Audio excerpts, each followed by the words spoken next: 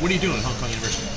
Well, I'm teaching new media, which it's hard to define exactly, but it basically means the intersection between the internet and journalism, and what young people who want to become journalists need to understand about how the internet is changing the profession, how to use the internet to have conversations with the public in new ways, how to involve the public in journalism, and also just to understand the technology in terms of how do you tell stories on the web in new ways, and how do you really teach yourself to learn?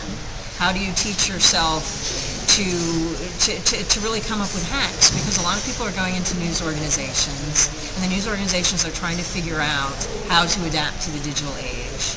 The older generation oftentimes isn't quite sure what to do, and they're often hiring the younger people to start the newspaper's blog or to help them work on new services. And you can't just say, okay, you need to know these programs, and you need to know Dreamweaver, and you need to know how to use WordPress, and you need to understand how to use an RSS reader, and then you're good to go in your job as a journalist. It's more about thinking about how to teach yourself what are some of the new tools, and how to build things in new ways, and how to innovate, and how to help a news organization innovate, or if you're a freelancer working on your own, how to build credibility and get your name out there as an individual, and how you can build impact as a journalist, as an individual with the web in ways that weren't possible before. Where do you see Hong Kong today in terms of its use, consumers' usage of web-based media? Yeah. Well, Hong Kong does seem to be a bit behind mainland China and Taiwan in terms of the Web 2.0 phenomenon. There's quite a bit of blogging, but it's all very personal. There's a small and growing group of people who are blogging about larger events, but it's still quite small. I think companies here are very early on in terms of thinking about how they need to engage with the public on the web. News organizations here, because their newspapers are doing quite well just with traditional media here, and TV stations and so on, there hasn't been the same kind of crisis that you have, say, in the United States, in terms of needing to rethink the model. And you don't have the same kind of thing that you have in mainland China, where nobody trusts the mainstream media, and that there's no really, TV isn't any good in China anyway, and the newspapers and magazines aren't that great anyway, so the emergence of digital media and citizen media in China, user-created media, is very attractive as an alternative to the public.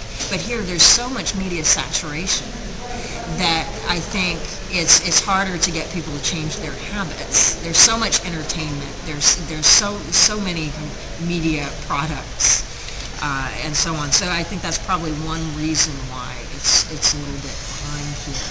But people are starting to think about different changes, thinking about how the internet is impacting their businesses, and certainly there are growing numbers of just members of the public who are talking online and who have things to say that you're not going to see in the mainstream press, or who are creating creative works that are not in the commercial media here, that are starting to have an impact. And so increasingly the traditional industries are needing to figure out how to deal with that. And so it's going to be interesting to see how that evolves, and it's exciting to be in the middle of it, and also to be on China's doorstep. And we have a lot of mainland Chinese students at Hong Kong University, and so it's a really unique opportunity to work with them in terms of thinking about what is the role of the journalist in China going forward, and what kind of skills, what kinds of modes of thinking will serve them best and help serve their country best. In a broader sense, if they want to be effective journalists in China and make a real difference. This is one training ground where we can, because it's Hong Kong, we can think a little bit more creatively and not have people too worried about what we're saying and so on. So it's a very interesting opportunity. Great. Thanks a lot.